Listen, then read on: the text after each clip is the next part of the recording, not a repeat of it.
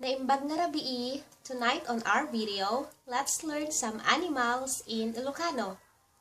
Let's start.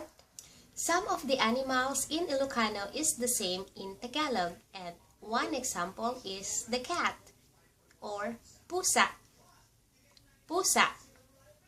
Pusa. Pusa.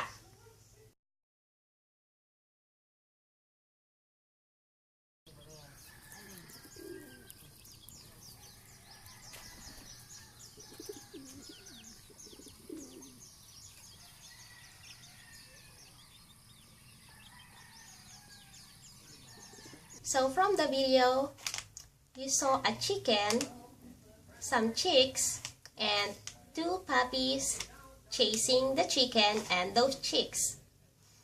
So now let's learn their Ilocano words.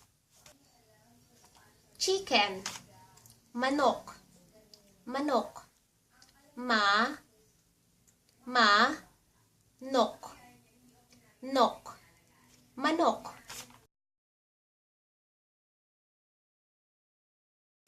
And a chick is piyek, piyek, piyek. Okay, let's say that again. Piyek, piyek, piyek.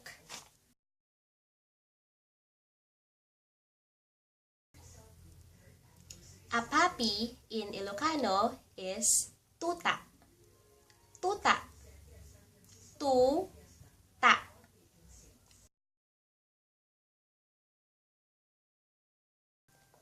And a dog is aso. Aso. Aso. Aso. And horse in Ilocano is caballo. Caballo. Caballo. Caballo.